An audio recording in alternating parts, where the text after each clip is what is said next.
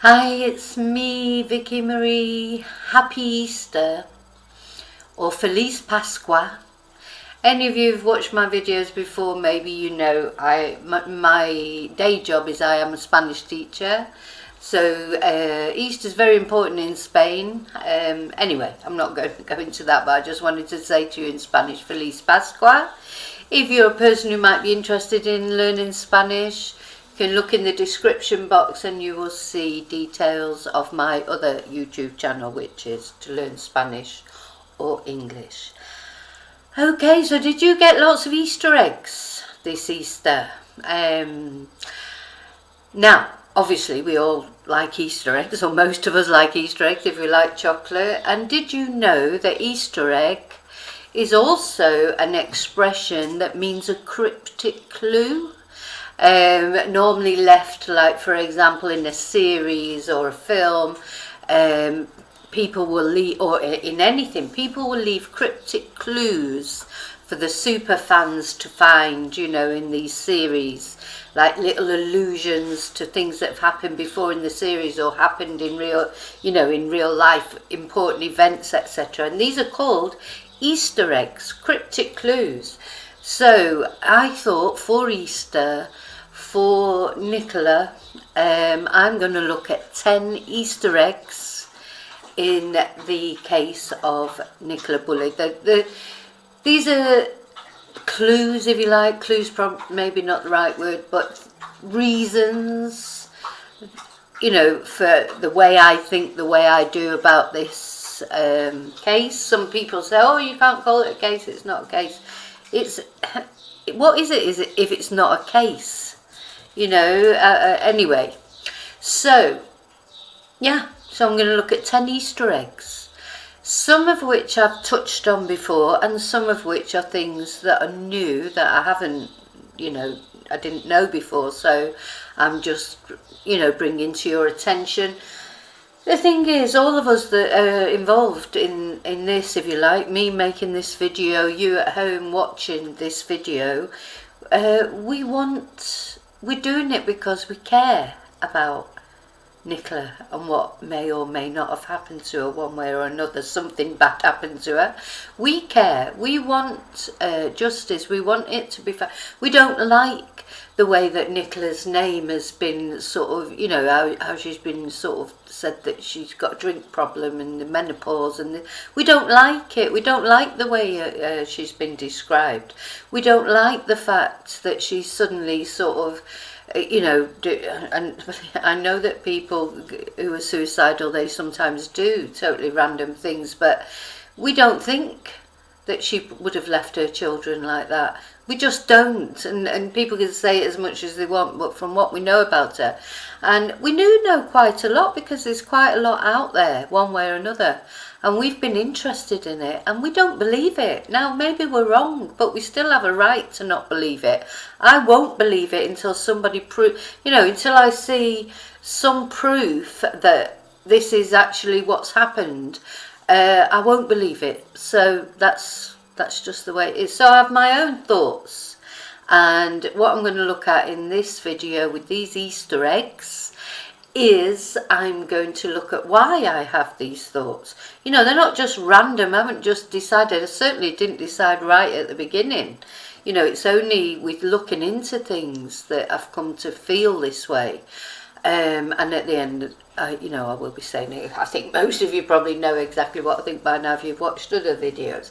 But something else I just want to mention before I start. There was all these rumours flying around, you know, that the man who must not be named, the partner of Nicola, had been arrested. As far as I know, I've heard nothing still officially about that, so I don't think that's true at the moment. Some people have said it was, people get mixed up with Nicola Sturgeon's husband, who has been arrested. Possibly, but his name is Peter, you know, so, but it's possible. Sometimes people might just have heard, oh, Nicola's husband's been arrested, and just assumed it was that Nicola. But anyway, I don't know. What we do know for sure is the police have been back to the river. We know that, that's 100% true. the police did go back to the river. Something that struck me about that is I think people underestimate the police. I really do think there's, as I say, lots of things bubbling below the surface, and one of them is this police inquiry. I think they'll be looking into all aspects. And I wondered if they went back to the river, that could be like a diversion, couldn't it? Because, or decoy, as Nicola's partner refers to these things. Because maybe they went back there knowing that everybody would start talking about that, and maybe other things that are going on they're detracting from. That's a possibility, isn't it? Because you know that any time the police go back to that river, somebody's going to be there videoing it, somebody's going to be talking about it, noticing it, yeah, so I don't know. So until we hear anything official, I don't know. I just do think that things are going on. I do think that. Okay, so we're going to get to the first Easter egg. And the first Easter egg is, for me, was the first time that I started feeling the way that I do about this case, was Nicola's partner's first interview. Do you remember the one with the big woolly hats? And anyway, that's the first Easter egg, and we're going to look at that now.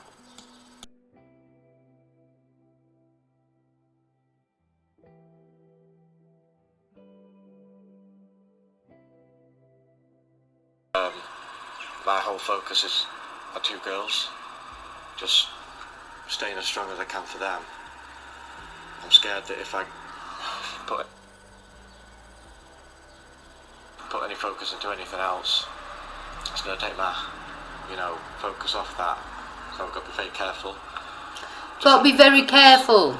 Very careful. Anything comes out from the interview yesterday, no matter how tiny. Anything, no matter how tiny. A massive thank you to the community, friends, for everything that they're doing. It's absolutely incredible. I just can't believe that we're a week on, and as yet it seems like we're no further on. It just seems absolutely impossible. Just like a dream. Just cannot get my head around any of it. I mean, you're left sort of trying to make sense of the census, aren't you? It's just such a mystery. Yeah, it is. There's just no every single scenario. No, every single scenario. Every single one of them, and then all we're doing is sitting there going round and round and round, going through every scenario, and then go back to the first scenario again, and do the whole thing again, and then. I think it's just all day long. That's all we're doing. That's all we're doing. That's all we're doing. How are you coping? It must be so difficult. Like you say, your focus is on the girls, and it has to be. But yeah. it must be so difficult. I don't know how I'm coping. I don't even want to actually think about that. Just focus. No, just you like can't think about it. The girls. That's it. I'm there for them. I don't want to really elaborate on that. I just doesn't want to elaborate on take my eye it. off that. It must be heartwarming to see he might the let public something response of hundreds of people trying to help. It's amazing. It is right now. It's the only thing that we can take is, that level of support is out of this world.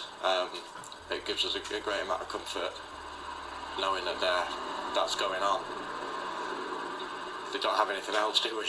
Well, there's hope. We're never ever going to lose the hope. Yeah, he doesn't like it when the reporter says that, does he? It is as though she had vanished into thin air. Just insane. So yeah, there he says, it's like she's vanished into thin air. Later in the other interview with Dan Walker, he says, people don't just vanish into thin air, it's impossible.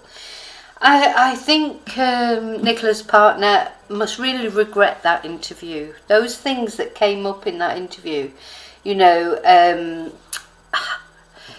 so many things. That's really what started everyone thinking, wasn't it? That, first of all, it'd been a week, so that's quite a long time before he even came out and said anything. He made no appeal for Nicola to come home.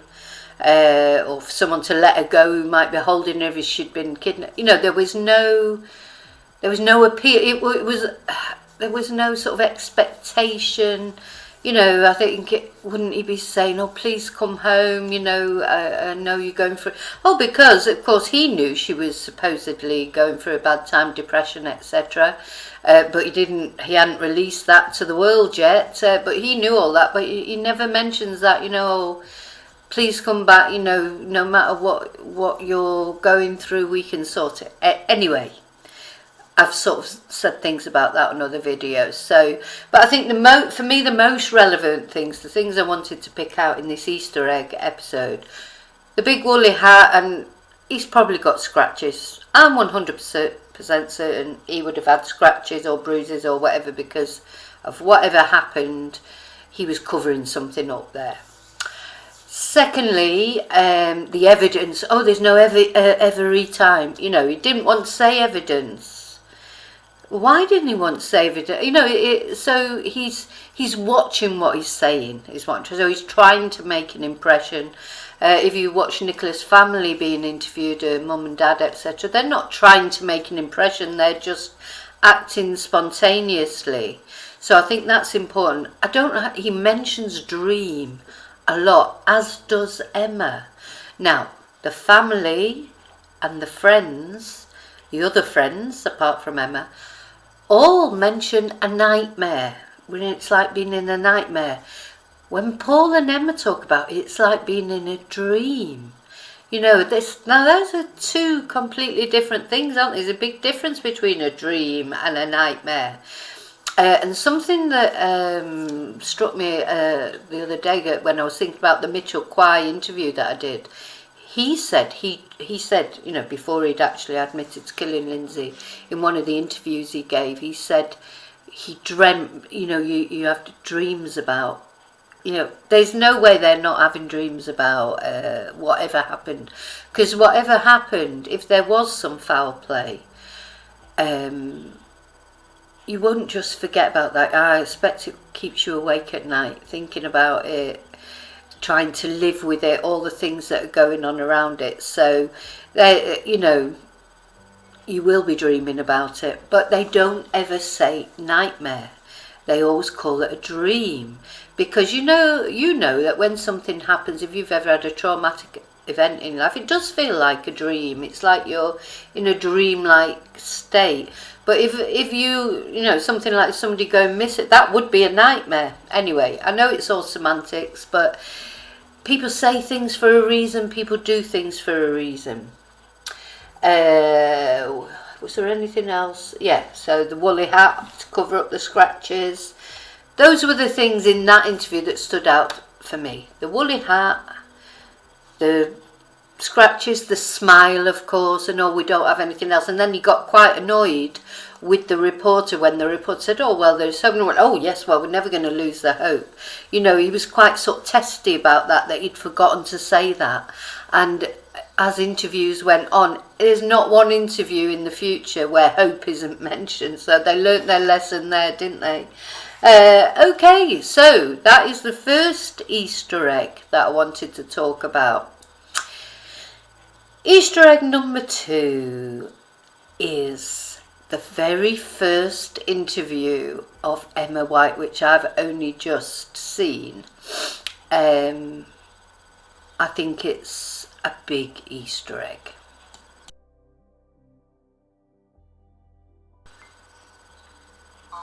Emma White, okay, and the Gibbons, okay, and you're both friends.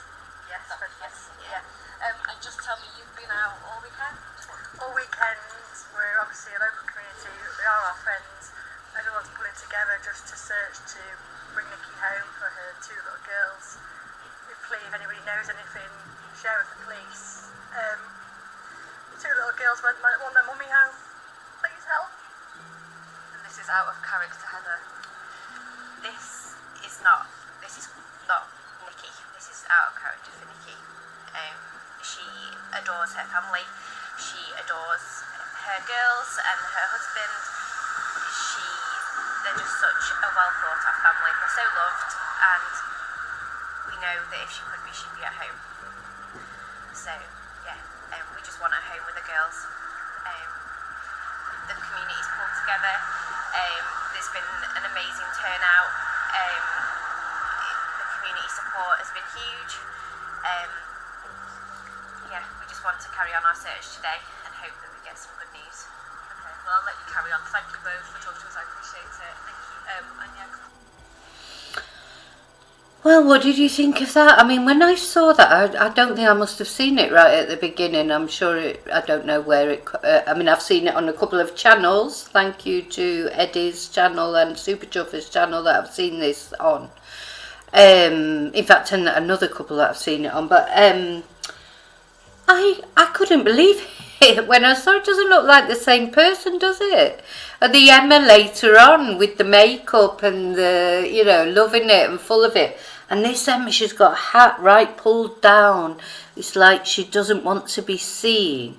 So to me, this is a big Easter egg. And the difference, I'll show some photos shortly of the other interviews. The difference between her, the way she looks and her conduct and everything, you know. I just couldn't believe it. You wouldn't think it was the same person, would you? Now, I think there are two possible reasons for this. First reason is she's as guilty as anything. She was almost looked sort of embarrassed, or maybe she didn't want people to see how much she looked like Nikki at the time, because, you know, it was her who took the dog for a walk. You know, I don't know how I don't know what actually happened if there was foul play, but it's a possibility, isn't it? It's a scenario that's possible. So maybe it was that she didn't... Why was she so trying to hide herself? Whereas later it was like, oh, look at me, you know, and she couldn't say or do enough. Of course, the other possibility is, and this is the, you know, I should give her the... was she just out that day walking her dog? And I don't know about you, but when I go out walking my dogs, I wouldn't really like a TV camera to suddenly descend on me and start asking me questions, because I look a right mess. You know, I don't do my hair, I don't do any makeup. I normally do put lipstick on because I'm one of these people that it'd be very rare to see me without lipstick. That takes 2 seconds in one, and just put a bit of lipstick on. It probably looks terrible, but it's almost like feeling naked without lipstick. But you know, my mum was the same. Maybe it's a Manchester thing, I don't know. But so it could be that. It could be she's perhaps thought, oh my God, the next minute the TV cameras are there. They want to talk to her and Heather, and she's thinking, oh my God, I've got no eye makeup on, I haven't got my false eyelashes on, I haven't done my hair, I haven't, you know, and so she's like trying to hide. It could be for that reason, it could be for a vanity reason, and I don't blame her for that. But it just seems so incongruous compared to the other interviews. You know, what a difference. It's like you just wouldn't even know that was the same person. I do feel like she looks sort of almost guilty or trying to hide herself.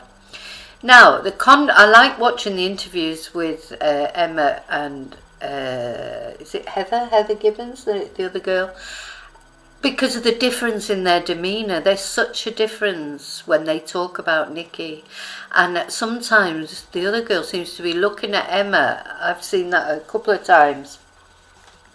Because there are a couple of, there's certainly one other interview, if not 2 other interviews with the 2 of them together.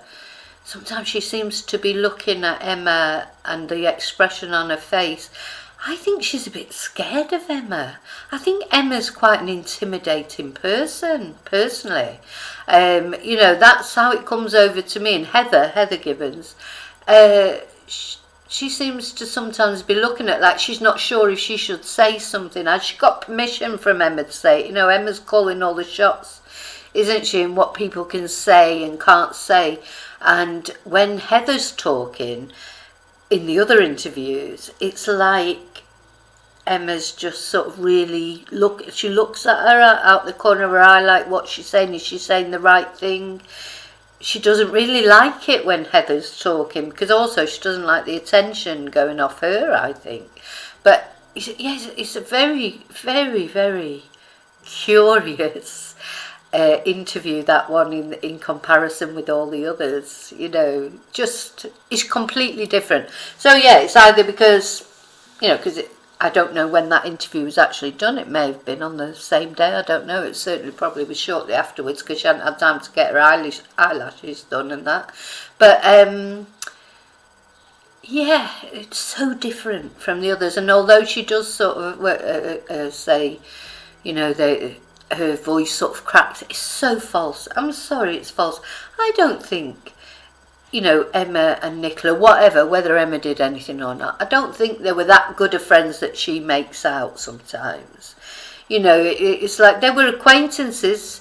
She says in another interview, I think it's the one with Kate Garraway and, you know, Good Morning Britain, and Ben Shepherd says, oh, well, you were friends, weren't you? You were good friends. She says, yes, our children go to the same school. Well, you know, when my child went to school, I wasn't friends with every single other parent. You know, there were parents that I knew because their children were friends with my son, or they were in the same class, or they might, but I wasn't friends with them. Do you see what I mean? You can't be friends with all the people. Oh yes, our children went to the same school. You know, they're not your friends. They're just the parents of other children that go to your children's school. Anyway, that's my opinion. It's just my opinion, so I'm not telling you what to think. Please, if you don't agree with me yet, put your comments. As long as your comments are respectful and there's no swearing, I don't care what comments you put. I like reading them, whether they agree with me or not, but these are my opinions. Okay, so that's the second Easter egg for me, and the third Easter egg, I just want to look briefly at the other interviews.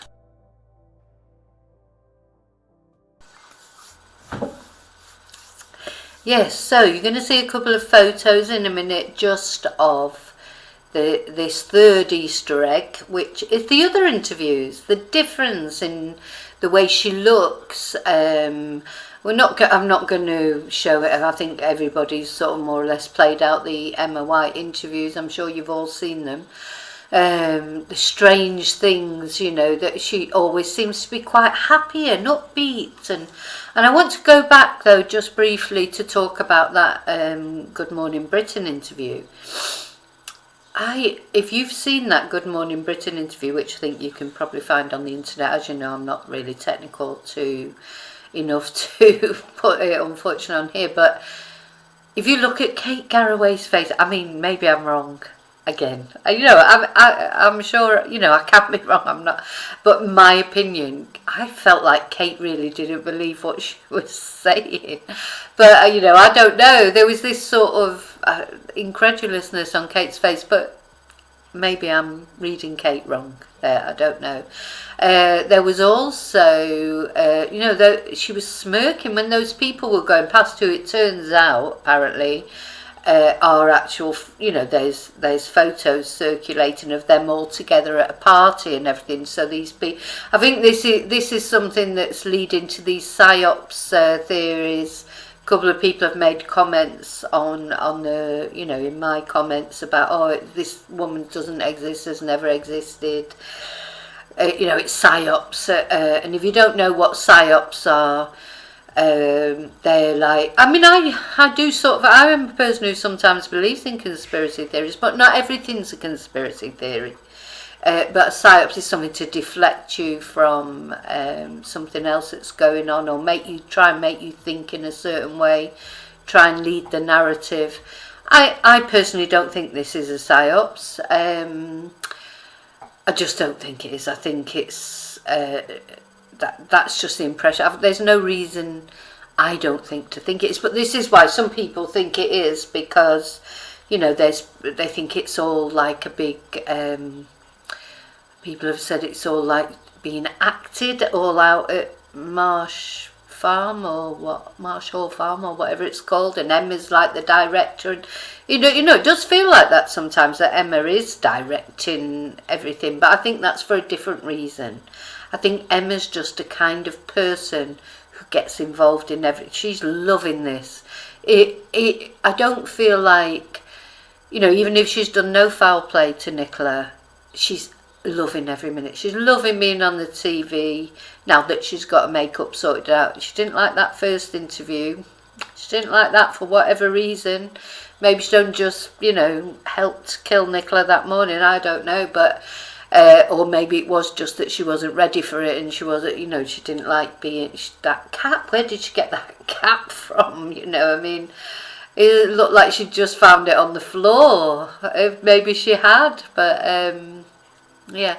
A lot of her interviews, you sometimes wonder, is Nicola's partner there? Because she's quite often there when he's being interviewed. She's there in the background prompting him, etc. So, you know, the thing is, when you see the camera, you only see the camera and what's pointing at. You can't see what's going on behind. You could see on that Good Morning Britain interview that she turned and sort of smirked as these two guys went past. I mean, really, would you, you know, even if it was, you know, to be on Good Morning Britain, I know some people are totally blown away by the TV and stuff like that. I've been on the TV myself. I'm on Bargain Loving Brits in the Sun. I'm on that quite shortly, actually. I've been on it once. I'm going to be on it again. It doesn't feel glamorous or anything. I mean, you know, it's in fact, it is quite scary because you don't know which bit they're going to use. You know, the camera person is there and filming you, but you don't know how they're going to edit it and whether you're going to look an idiot or not. Or but and you, the people then when that are watching it on the TV at home, you can't see anything except what the camera is being pointed on. So you can't see what's going on in the background and that. And there's quite a lot going on, believe me. I mean, it was an eye opener for me. The magic of television, and. Yeah. Oh, because a couple of people. See, I didn't think of it as being, oh, I'm on the telly, because I'm not a big TV watcher, to be honest. I don't actually watch I used to when I was young, but now I really rarely watch the television, and I'd actually never watched that programme until they contacted me and asked me to be on it. I've got friends who watch it, and of course, you know, we live in Spain. I live in Spain. I've got friends in the UK that watch it because they're interested in what British people get up to in Spain, but I never really watched it that much. I don't think I'd ever watched it anyway. And then they contacted me and asked me to go on it, and I thought, oh yeah, this would be good publicity for my Spanish classes. And I actually did enjoy it in the end. You know, I enjoyed it more. I'm quite impatient now to see my episode. Look, I'm waffling on again. Sorry, but yeah. So I know that. But a lot of people contacted me. When I was, because I've been on it once, just a very short class that I gave to somebody else, but it was really their story, and I was just on it very briefly. And people contacted me, lots of people contacted me that I've not even seen, you know, for years. Oh my God, I saw you on Bargain Loving Brits, and how fantastic. You know, people are really quite starstruck with the television. I hadn't realised that. So, you know, that's the other option with Emma. It might just be that, because people tell me that she's had an acting career and things like that. I can't find if anyone can send me any links to you know, actual things instead of just telling me what she's been in, because I've looked, I can't find it. Maybe that's just me, but you know, I'd like to see her acting, obviously. So maybe she's just a bit starstruck, and that's maybe why. Maybe, you know, they live in a little village. I live in a little village. Not much happens. So, oh my God, if something like that happened in my village, the neighbours, they'd be, oh my God, they'd be loving it. TV cameras and. You know, it's like, oh, it's probably the most exciting thing that's happened there for 50 years. But so that could be it as well. So it might not be a sinister reason. We've got to think about that. Anyway, so we're going to go and look at the next Easter egg number 4 now, which really is, for me, is about the sort of language that's used, which seems to me incongruous for the situation.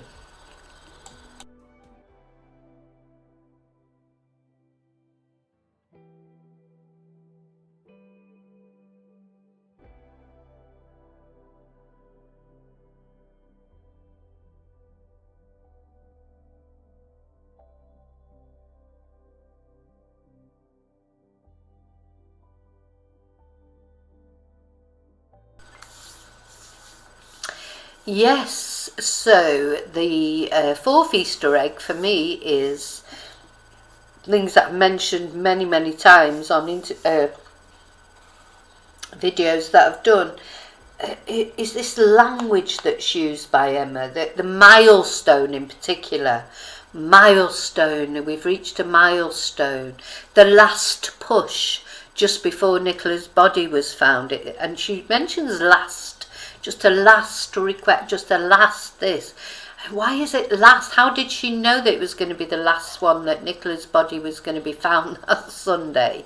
You know, so to me, milestone is a positive thing. I just reached the milestone thanks to some of you lovely people on here as well who subscribe to my other channel, and I reached the milestone of 2,000 subscribers.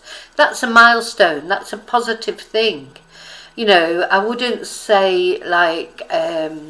you know, my dog went missing, and I'd say, oh, you know, there's a milestone, my dog's been missing a week. Or, you know, there's a milestone, my son's been missing a week. Or, it's not a milestone. I don't know, you know, don't get me wrong, I don't know what I would call it. Maybe she's just saying that, you know, maybe she's got a bit of... oh my God, what was that person called? That woman that always used to say the wrong thing. You know, maybe the wrong words come out for what she, you know, maybe that's just something about the way she talks, because she talks quite quick, and perhaps just, and she's, you know, it might just be the wrong word that comes out sometimes, but it just seems so often that milestone comes out. It's an anniversary, isn't it? It's a week, or a week's, I don't know what you'd call it. Anyway, if you can think of anything else, let me know. But I've mentioned this before, and some of you have said, oh no, you know, that it seems fair enough to say milestone. It still seems strange to me. I don't know, a milestone. Somebody suggested she might have meant a millstone. You know, there's different ideas, but the other thing, it's not only the milestone that she says a lot, it's the last thing, you know, the last push, etc. And the other one is the roller coaster that both her and Paul say quite often. And I just think, how is it a roller coaster? Because what are the highs? You know, a roller coaster of emotions. When are you ever happy about this situation? There's been no highs.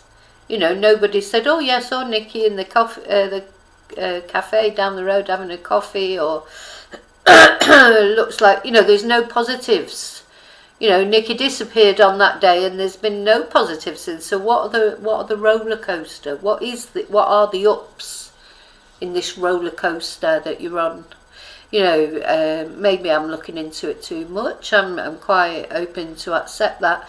As I think I've said many times before, to me it's not the roller coaster, the last push, the milestone, the strange first interview, the eyelashes. It's none of those things in isolation. It's all those things put together, along with the Easter eggs, like from Paul's behaviour, etc. So it's all those put together, build up into a massive Easter egg. All the little Easter eggs build up to a massive Easter egg. Okay, now the fifth Easter egg for me is something that they both referred to, that the more I think about it, I think, is there something that the police did miss, or is there a piece of evidence? But anyway, we're going to look at that. This is Easter egg number 5.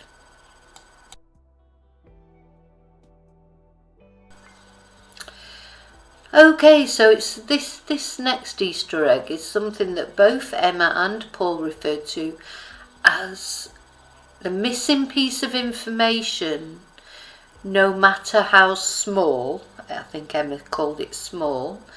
Paul said twice in his first interview, in that interview that we looked at earlier, his very first interview, which he must really regret doing now, because that's where it all started going bad for him. He said, and he also mentioned it in the Dan Walker interview, any piece of information, no matter how tiny. He said tiny. Any piece of information, no matter how tiny. And Emma many times mentioned, that if we're just looking at that last piece in the puzzle, that was another thing Emma said, however small, you know, so you feel like, is there something, if they left those, because I do think, I don't know how they did it, don't get me wrong, but let me give you my idea of what happened. I do think the dog the harness, the phone, were all left there deliberately. Now maybe there was another thing that was left there that wasn't found, and then they're mentioning it a week later. It's like, why has this other thing that we left not been found? Could have been the keys, couldn't it? If it was tiny. Could have been the dog tag. Some people are talking about the dog tag, that it disappeared.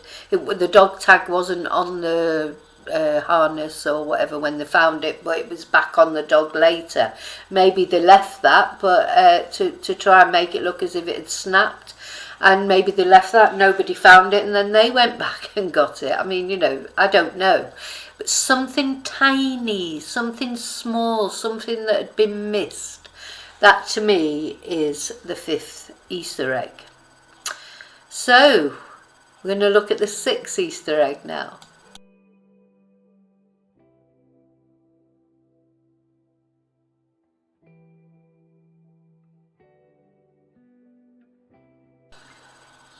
Okay, so we're going to look at the 6th Easter egg, which to me is something Paul said in his interview with Dan Walker. Easter egg number 7 is also something that Paul said in his interview with Dan Walker. So let's look at the first one, Easter egg number 6. Still strikes me so strange that when Dan asks Paul, how are you feeling?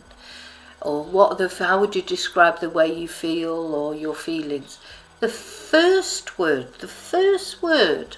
that Paul says is anger. Anger. So your loved one has disappeared. Your loved one who you know is mentally vulnerable, menopausal, alcoholic, according to you. And your first emotion that you think of to say about how you feel that she's not been found, she's disappeared, is anger. So to me that's just ridiculous. I just don't see how anybody would come up with that as a first emotion.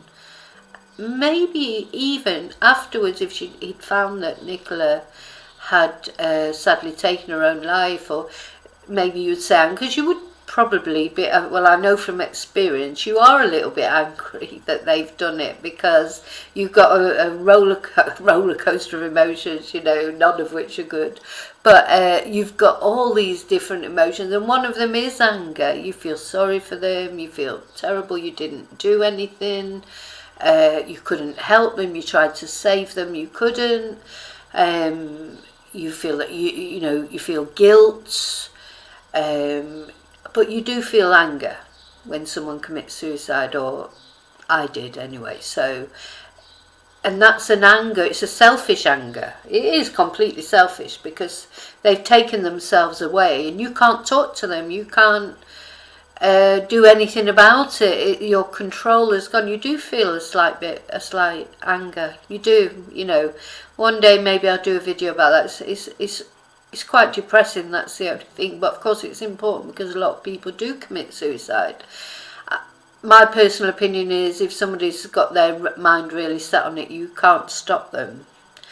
You can try and you can do all you can, but if they've got their mind set on it, you can't stop them. And maybe Nicola did have her mind set on it. I just don't believe she did. But anyway, maybe she did. So, sorry, I'm going around in circles a bit at the moment, because it's sort of brought back a few memories then. It's quite sad. But, yeah, anger, that was Paul's first word. So that surprised me. I would have thought it'd be worry or concern, or I don't know what it would have been. Again, I could be being totally,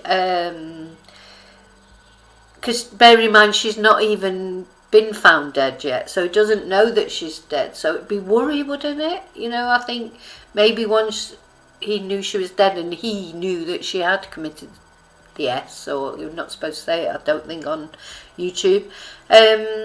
Maybe then, but it just seemed a strange thing for me to say. So for him to say. So that is my number 6 Easter egg. The fact that the first primary emotion that he was feeling was anger.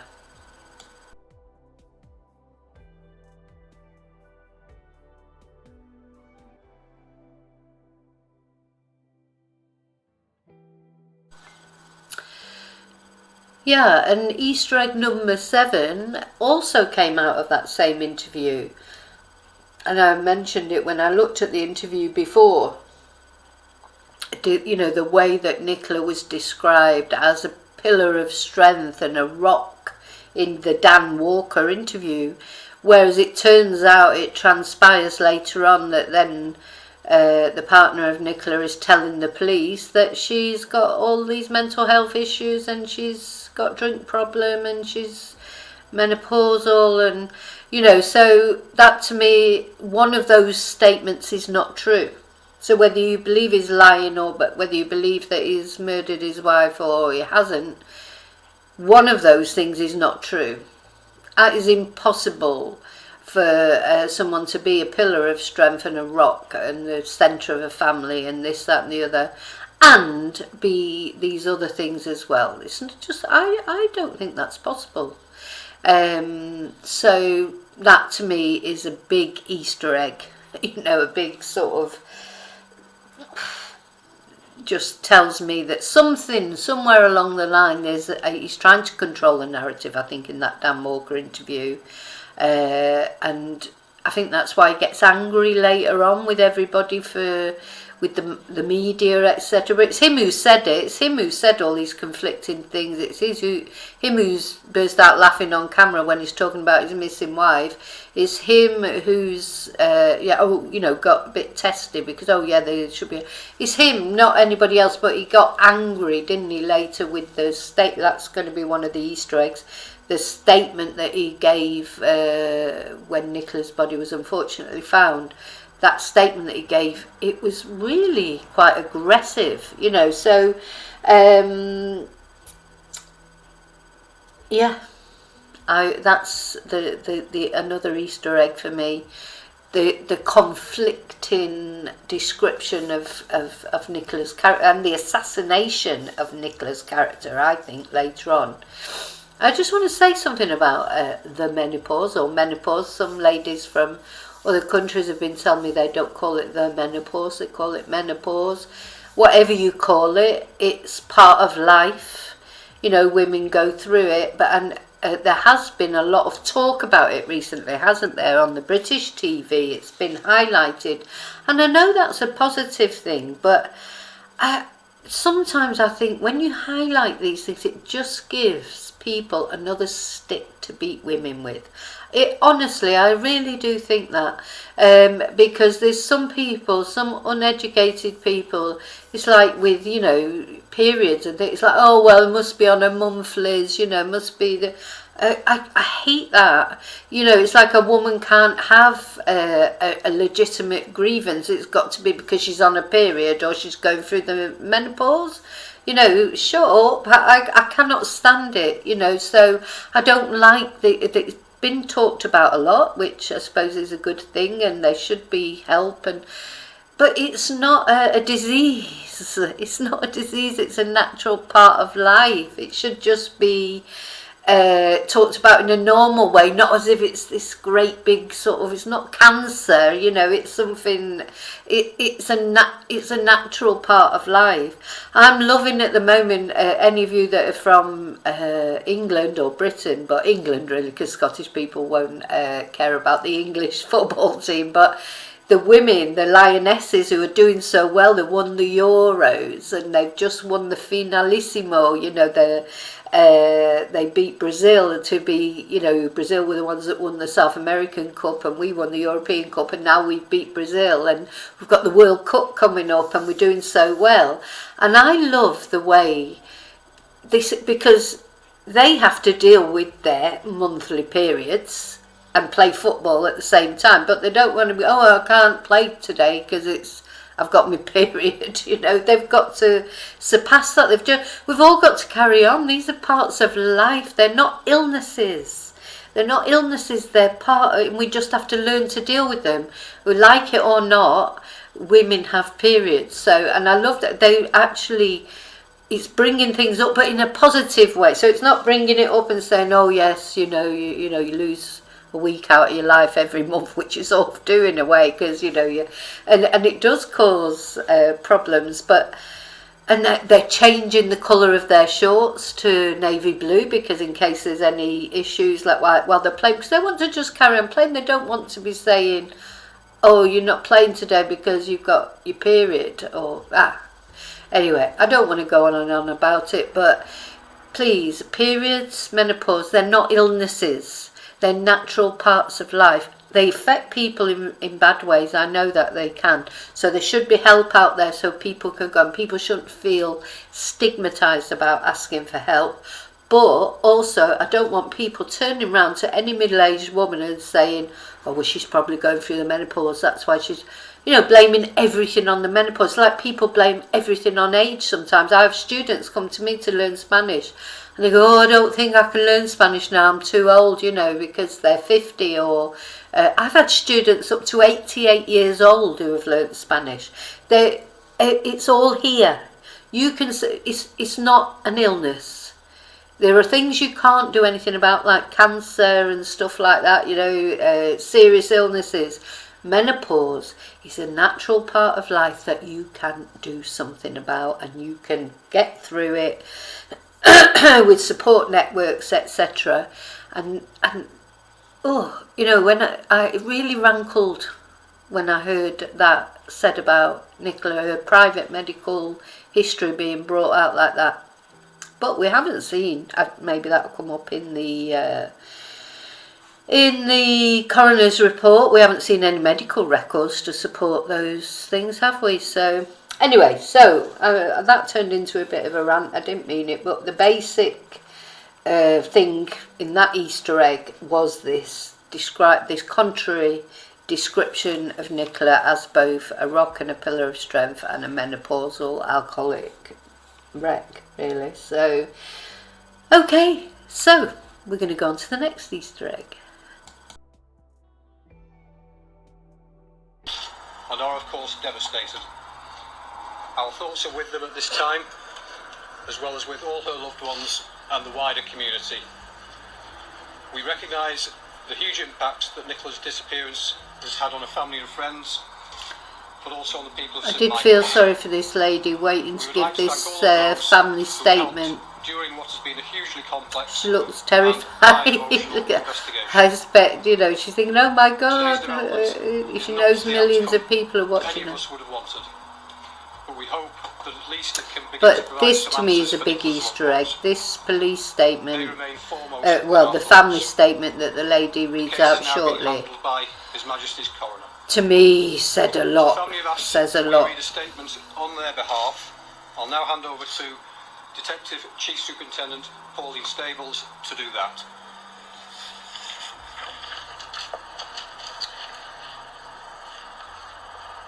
Nicola's family have asked that we release the following statement on their behalf as follows. Our family liaison officers have had to confirm our worst fears today. We will never be able to comprehend what Nikki had gone through in her last moments, and that will never leave us. We will never forget Nikki. How could we? She was the centre of our world. She was the one who made our lives so special, and nothing will cast a shadow over that. Our girls will get the support they need from the people who love them the most. And it saddens us to think that one day we will have to explain to them that the press and members of the public accuse their dad of wrongdoing, misquoted and vilified friends and family. This is absolutely appalling. They have to be held accountable. This cannot happen to another family. We tried last night to take in what we had been told in the day, only to have Sky News and ITV making contact with us directly when we expressly asked for privacy. They again have taken it upon themselves to run stories about us, to sell papers and increase their own profits. It is shameful they have acted in this way. Leave us alone now. Do the press and other media channels and so-called professionals not know when to stop. These are our lives and our children's lives. To those who genuinely helped and supported us privately, we thank you. The community support in St Michael's, friends, neighbours and strangers has been nothing short of comforting and heartwarming. Friends, you know who you are, thank you. Our hearts truly break for others who have missing loved ones. Keep that hope alive. Finally, Nikki. Finally. You are no longer a missing person. You have been found. We can let you rest now. We love you. Always have and always will. We will take it from here. So, just bizarre in my opinion, but you know, what do I know? But yeah, several things. The fact that Nikki only actually is mentioned, you know, it's finally at the end, Nikki. We will never forget Nikki. Well, nobody would even assume that you would ever forget her, so I don't know why that had to be said.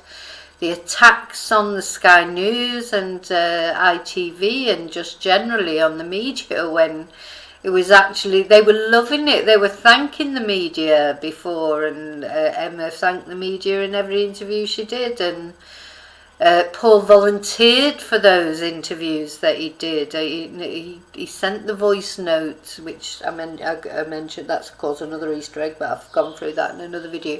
So there's so much to me in that police statement or that family statement. There's something else that occurred to me, and I could be wrong. Again, please let me know if any different. But I've never seen a picture of Paul, Nicola's partner, with her family, you know, with her mum and dad. You know, I've seen pictures of like the Bulley family, if you like, you know, the mum and dad and the sisters and that, and pictures of Paul with friends and stuff like that, but I don't think I've ever really seen any pictures of the actual all the family together. And then, of course, I haven't seen an interview of Nicola's family with her partner either. No joint statements. Strange, isn't it? He's always with Emma. He's always mentioning Emma. And as somebody said to me in one of the comments after I pointed this out, that he mentions Emma quite a lot and she can't stop mentioning the word Paul. It's mentionitis. Can't help it. When you like someone, you can't help but talk about them. Because they're in the forefront of your mind all the time. I've done it. I'm sure you've done it. You like someone, you talk about them a lot. You mention their name a lot. You know, so that all sort of comes into this. And I had a little look at, and I don't, you know, it did feel a bit like snooping, but I did have a look at Nicola's Facebook page, and there's, you know, not that much on there now, obviously, bless her, and a lot of people have left it, but I wish they would take it down.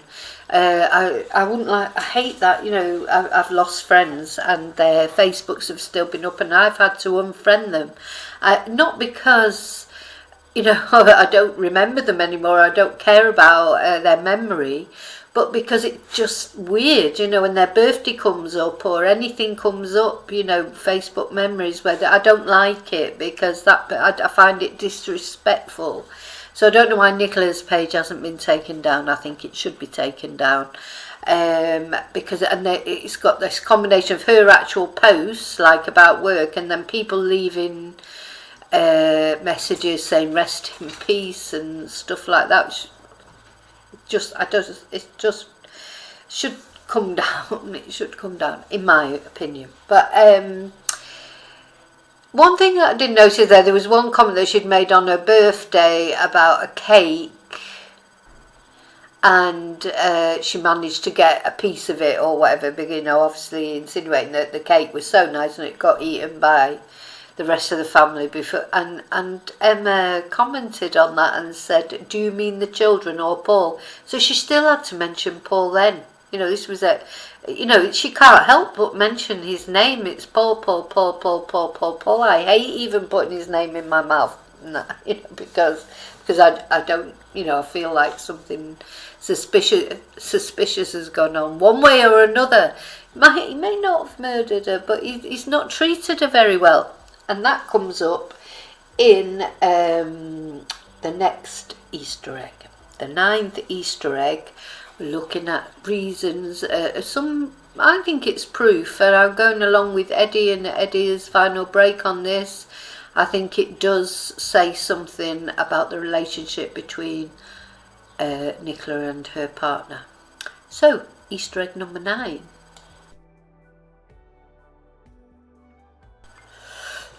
So, Easter egg number 9 is a tweet from one of Nikki's friends after she disappeared. In fact, it's on the 16th of February.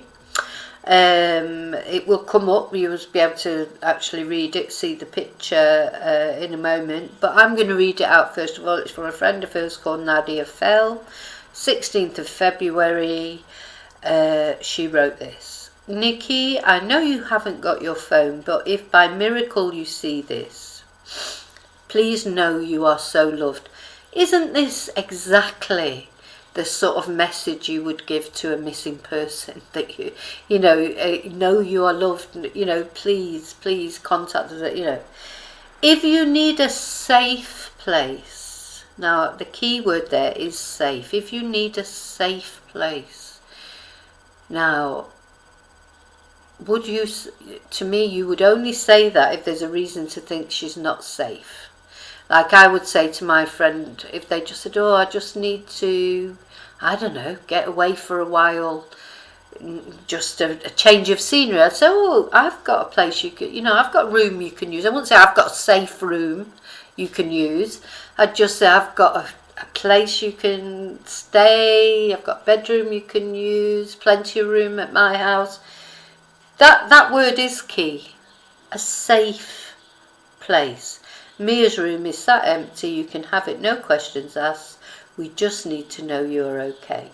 We all miss you. You know where I am. That is just like such a natural message that you would leave for your missing friend, partner, whatever. You know, it's telling, isn't it? But the most important thing is the safe. You know, I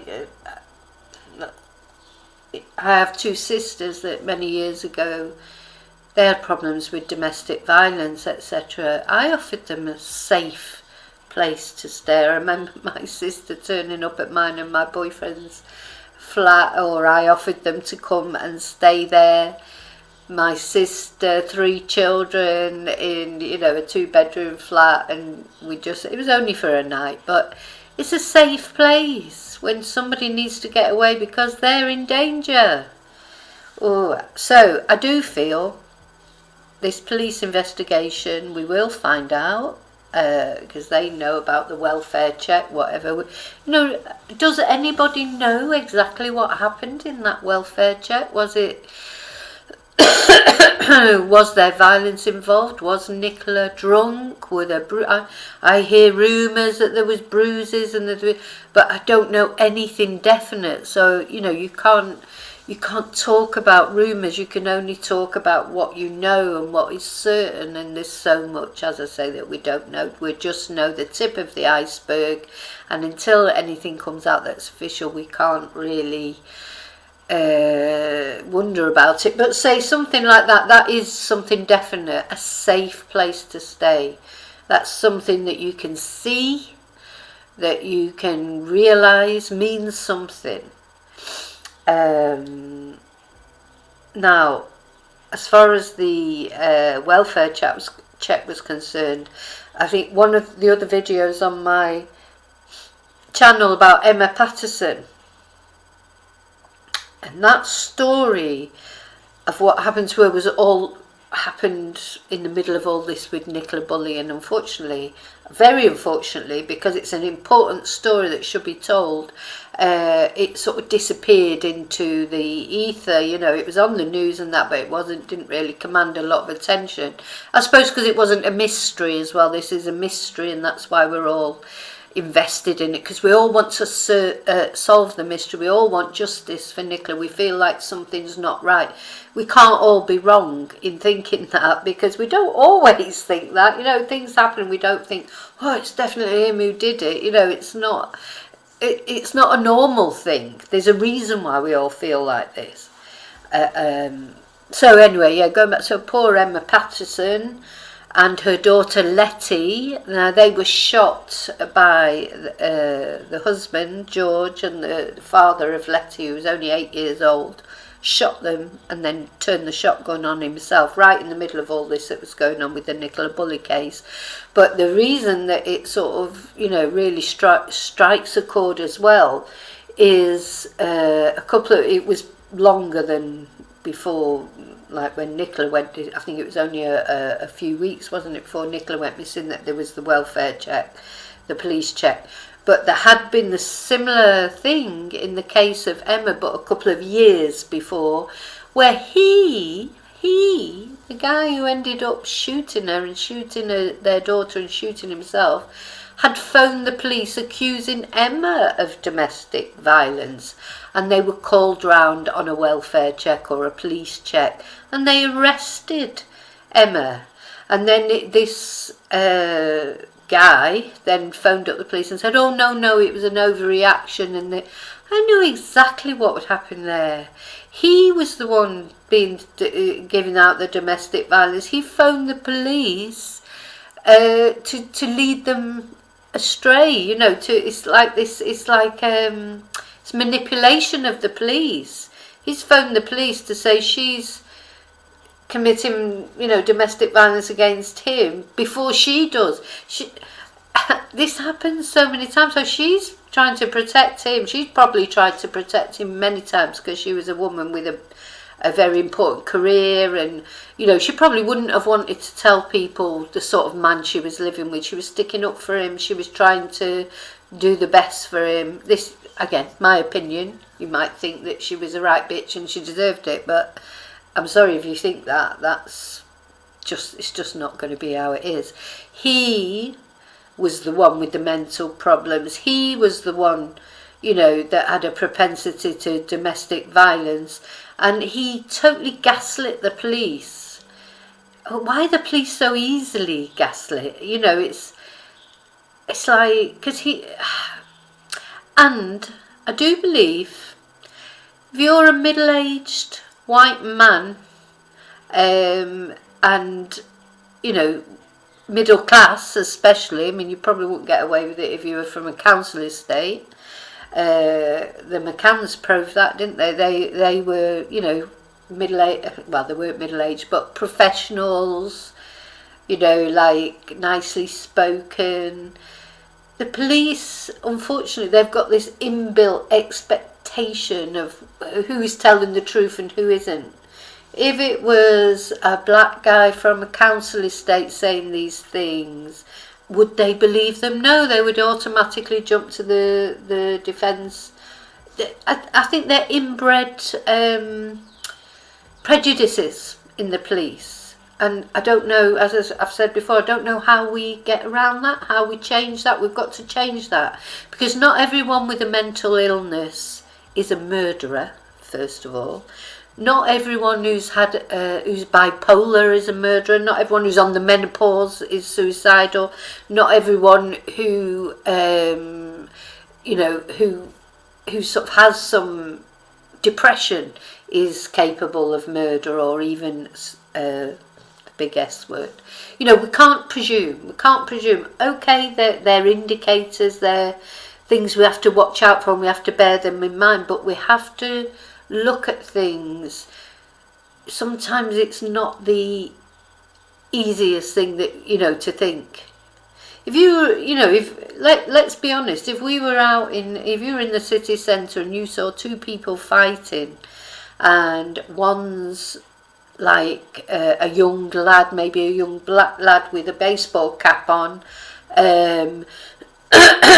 fighting with another one, or even fighting with a woman over something, you would probably presume that he was the instigator of that violence. Well, it might not be that, might it? Might not be. You know, you've got to break it up, and you've got to start. You can't jump to conclusions and just presume because people are from a certain background, or because people have got certain issues that you know, this happens a lot. You know, the police will just accept what someone says because they don't know that person. They've not got much time. They've got a million other cases going on. It's just like, oh well, you know, yeah, depression, bipolar, tendencies to take their own life. It's easier that way. That's my opinion, and I don't blame the police for that, because what I blame is police resources, which we haven't got. Or in Britain, here in Spain, you know, there are police everywhere. I'm telling you, there's a lot. One thing there are a lot of in Spain are police. There's no shortage of police. I think the opposite in Britain. I think Britain is governed by CCTV, policed by CCTV, which is all great after the fact, you know, when you start looking back, but it's not very good for preventing crime, is it? You know, where are the policemen? What would you do if you were walking down the street and you had a problem? Remember the politician that said you should flag down a bus if you don't feel comfortable because of Wayne Couzens, a police officer murdering Sarah Everard. So his solution to that was, if you were, you know, you should ring 999. The policeman stops you and starts questioning you and whatever. You should ring 999 or flag down a bus. Yeah. Okay, so we've got one more Easter egg to look at.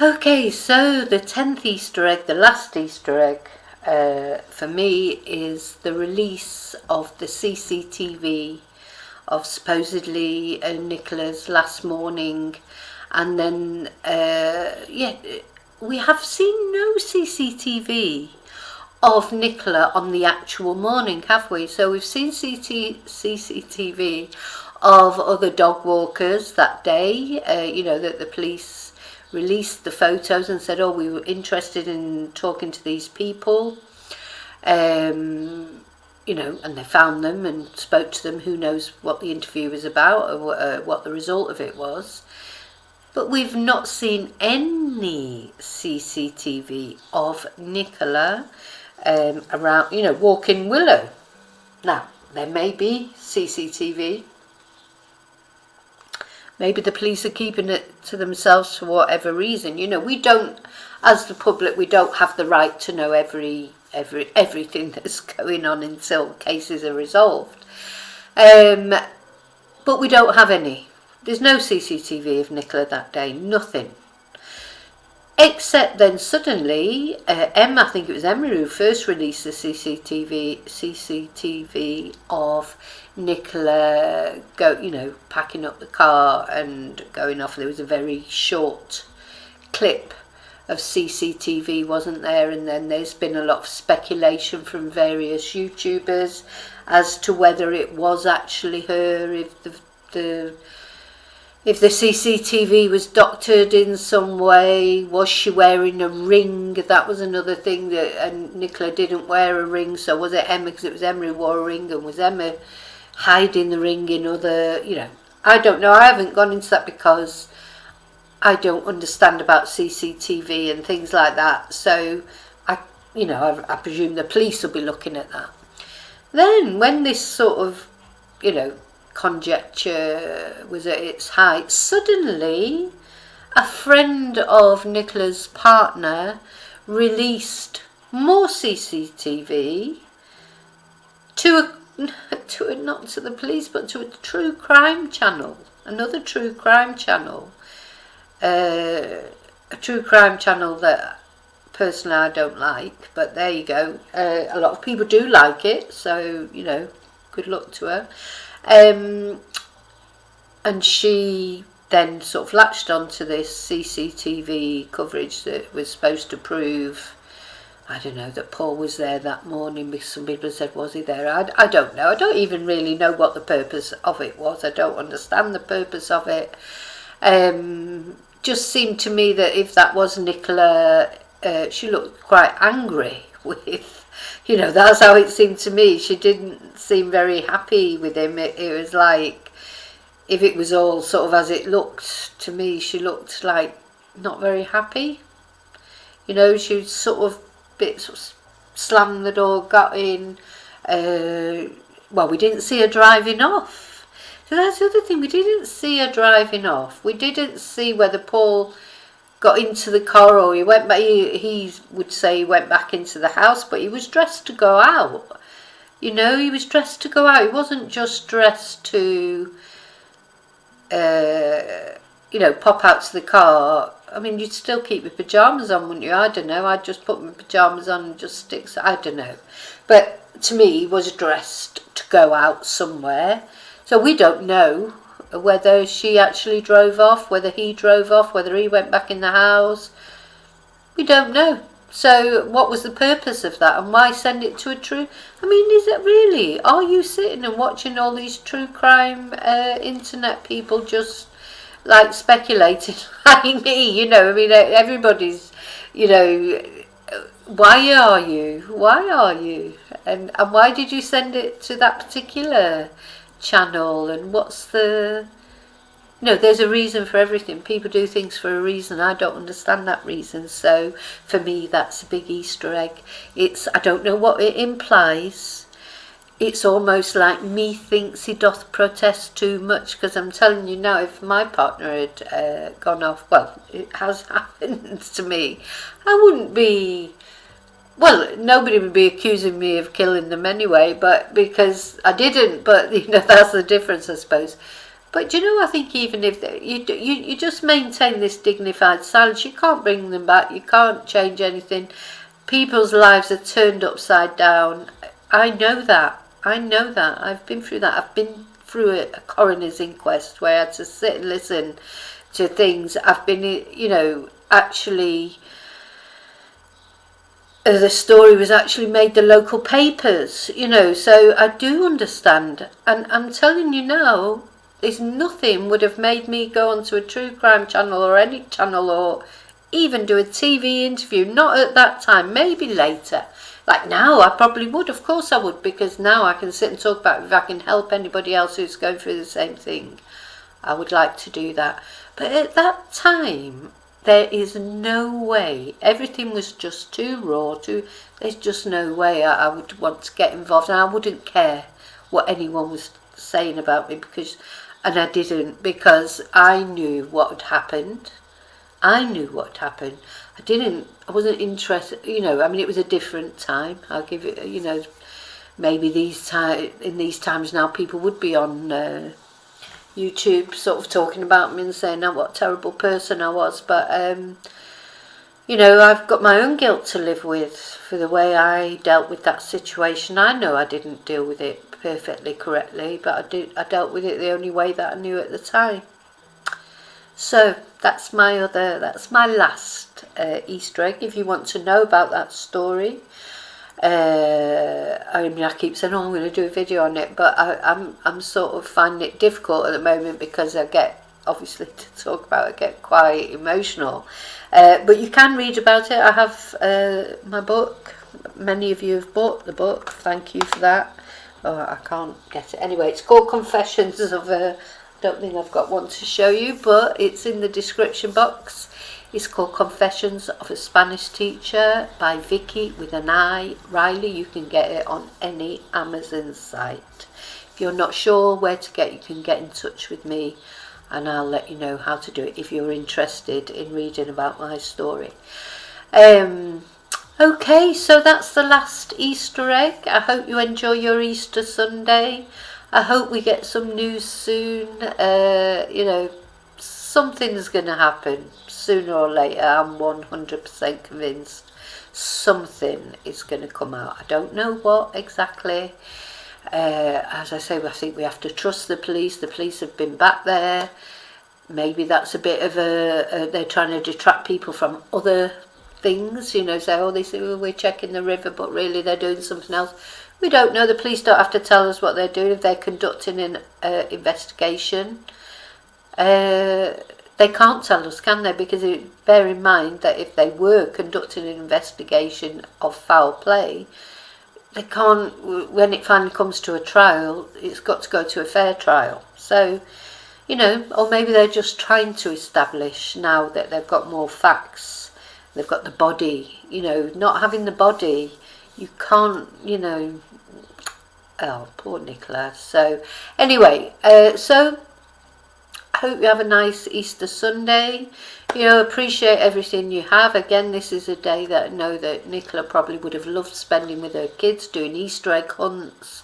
You know, I used to do them with my son when he was little. You know, I would hide eggs all around the house, and Easter Sunday would be a big day for doing that. So, yeah, you know, for anyone, not only Nicola, who's missing their loved ones today, I'm thinking of you all. I do. I literally do. I spend a lot of time thinking about people and hoping that people are okay. You know, that's part of being an empath, and sometimes it's quite draining. But yeah, I'm lucky at this moment in time.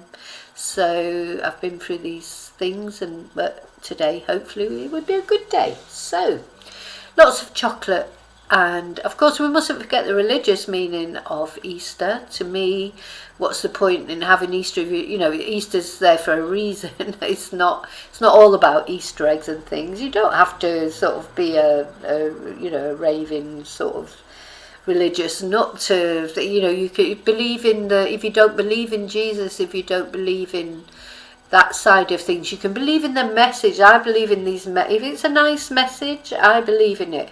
It could be Muhammad, it could be Jesus, it could be Buddha, it could be anyone. As long as the message is positive and it's about love, I agree with it. Okay, so I'll see you soon in the next video, and as always, please live and love very carefully and wisely, and yeah, until I see you again, may your God go with you. Thank you.